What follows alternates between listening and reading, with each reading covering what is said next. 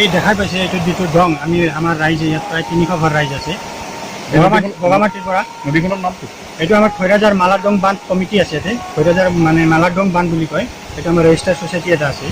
এইটো বগামাটিৰ পৰা পানীটো বান্ধ কৰি ৰাইজে খেতিৰ কাৰণে লৈ আহে আৰু ইয়াৰ নাম হৈছে আমাৰ খৈৰাজাৰ মালাডং বান্ধ জোৰমুখানি বুলি কয়। এইটো আজি বহু বছৰ ইয়াতে স্থাপিত হৈছিল 1960 চনত।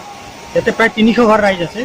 ইয়াতে আজিলৈকে এই বান্ধটো বহুত মানে আবেদন নিবেদন কৰা গৈছে, আমাৰ MLA বাইদেউকো কৰা হৈছে, MCLA ছাৰকো কৰা হৈছে, বা তেনেকুৱা আগৰ পৰাই জনাই আছে, আমাৰ পূৰ্বপুৰুষৰ পৰাই জনাই আছে যে আমাৰ এই জোৰমুখানিটো বান্ধ হিচাপে মানে এইটো পকীকৰণ কৰিব লাগে। কিন্তু আজি পৰ্যন্ত এইটো পকীকৰণ নহ'ল। বহুত সমস্যা ইয়াতে ৰাইজৰ, খেতি কৰাৰ সময়ত বান্ধটো ফটকৈ ভাঙি যায়, বহুত ডাঙৰ ডাঙৰ পানী আহে, ওপৰৰ পৰা বৈ আহে, বান্ধটো লৈ যায়। আমি ৰাইজে মানে কষ্ট কৰি বাঁহ চাহ কিবা জাবৰা চাবৰা দি ফালে বস্তু বান্ধি লওঁ। ওপৰত যদি ভূটানত পানী পৰে, ভূটানৰ পৰা ডাঙৰকৈ পানী অহাৰ লগে লগে বান্ধটো গুচি যায়। ইফালে খেতি পথাৰত বোকাত শুকাই যায়। মানে বহুত কষ্ট আৰু আমি বহুত জীয়াটো ভুগি আছোঁ। গতিকে 32 নং ভেৰগাঁও পৰিষদীয় এইটো আমাৰ সীমা হয়, এইটো ননাই চেৰফাং আৰু ভেৰগাঁও সমষ্টিৰ সীমাত পৰে, সীমামূৰীয়া অঞ্চল পৰে।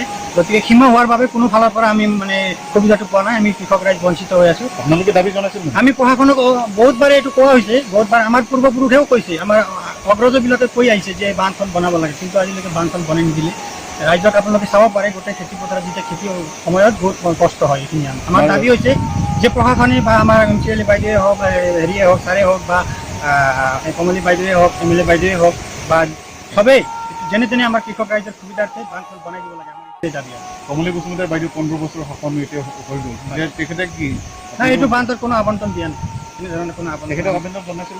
নাই, আমিতো কৈছোঁ, কিন্তু কোনো ধৰণৰ তেখেতে জানে এইবিলাক ক'ত ক'ত কি আছে। চাবলৈ আহিছিল নে? চাবলৈ অহাটো আমাৰ খবৰ নজৰত আমি দেখা নাই, কিন্তু জানে তেখেতে।